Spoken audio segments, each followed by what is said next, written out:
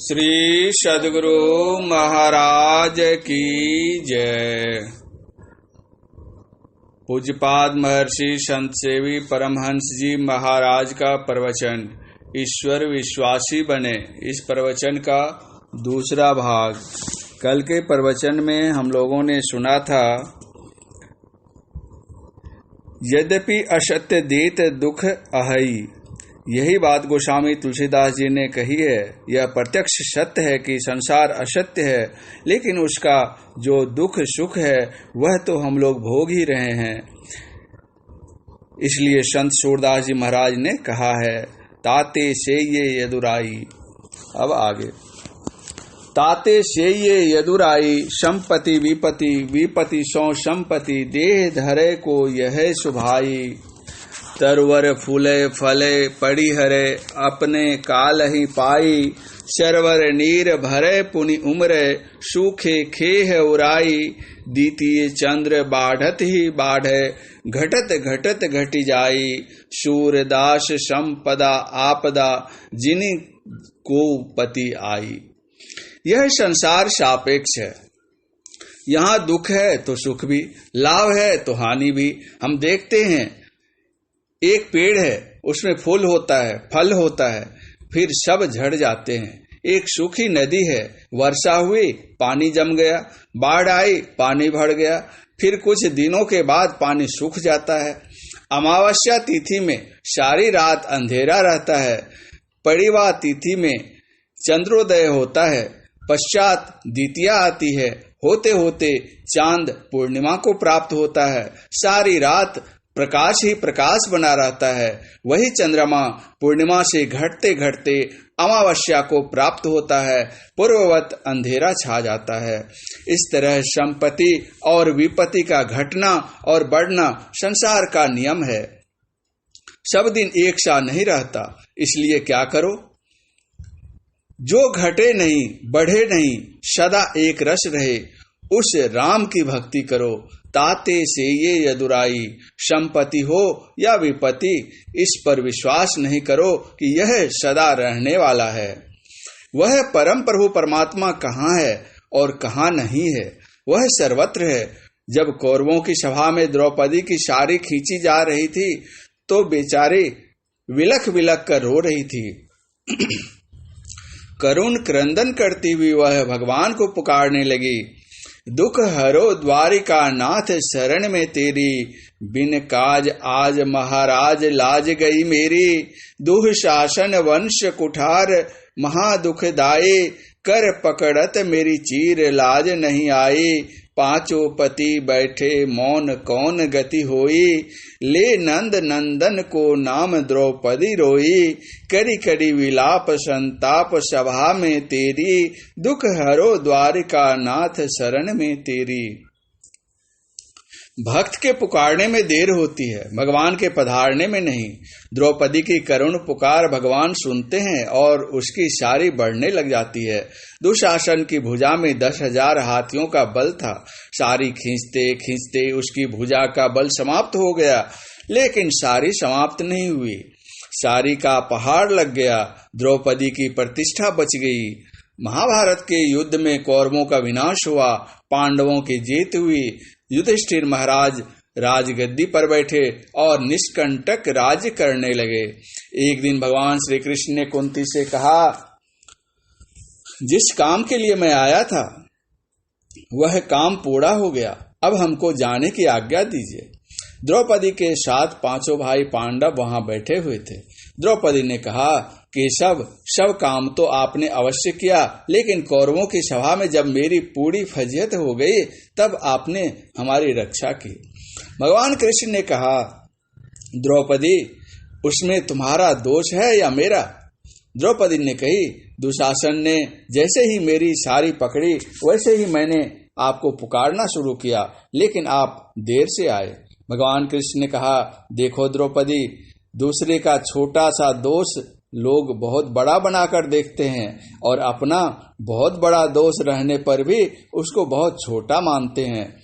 देखी के पर दोष रजसम, कहत गिरी सम सोई रे। दोष अपने मेरो सम है, तिन्हे राखत गोई रे। द्रौपदी ने कहा, मेरा क्या दोष है, आप बतला दीजिए। भगवान कृष्ण ने कहा, तुम मुझको यह कहकर पुकार रही थी, दुख हरो द्वारका नाथ शरण में तेरी, तो द्वारका से दिल्ली आने में देर लगेगी कि नहीं, तुम ही बतलाओ। और जब तुमने कहा कि हृदयेश मेरी रक्षा करो, तो हृदयेश कहते ही मैं तेरी सारी में प्रवेश कर गया, दुशासन का बल शेष हो गया, तुम्हारी सारी निशेष रह गई। विचारनीय विषय है कि जो हमारी रक्षा के लिए दूर से आवें और देर से आवें, हम उनकी पुकार करें, अथवा जो हमारे अंग संग हर वक्त मौजूद रहते हैं उनकी। संत प्रवर सूरदास जी ने शब पूर्ववासी निरंजन राम के लिए माधव शब्द का प्रयोग किया है। माँ मतलब माया, धव मतलब पति, माधव यानी मायापति। साथ ही उन्होंने उस कृपा सिंधु प्रभु से भव सिंधु पार करने की प्रार्थना की है। जैसे समुद्र में जल होता है, उसमें लहर होती है, ग्राह मछली आदि जीव जंतु होते हैं, उसी प्रकार भव सागर में क्या जल है, क्या तरंग है, क्या मगर मछलियां आदि जीव जंतु हैं, सब में पड़े जीव की कैसी दयनीय दशा होती है, तथा जग उदधि पार करने में क्या क्या विघ्न है, किन किन कठिनाइयों का सामना करना पड़ता है, प्रवृत्ति बातों का उन्होंने अपने एक पद में सजीव चित्रित किया है। यथा अब के माधव मोहि उधारी, मगन हो भव अम्बु तिथि निधि में, कृपा सिंधु मुरारी, नीर अति गंभीर माया, लोभ लहरी तरंग, लिए जात अगाध जल में, गहे ग्राह अनंग, मीन इंद्रिय अति ही काटत, मोट अघ सिर भार, पग न इत उत धरन पावत, उरजी मोह सेवार, काम क्रोध समेत तृष्णा, पवन अति झकझोर, नाहि चितवन देत ही तीय सुत, नाक नौका ओर, थक्यो बीच बेहाल विह्वल, सुनहु करुणा मोल, श्याम भुज गही काढ़ी डारहु, सुर ब्रज के कुल। यह संसार माया का महासागर है, इसमें निकलना सामान्य बात नहीं। जब तक प्रभु कृपा नहीं होगी निकल नहीं सकते। प्रभु की कृपा कब होती है? प्रभु को याद करने से। जब हम प्रभु को याद करेंगे तो वह प्रभु तक जाएगी, उधर से वह दया बनकर आएगी।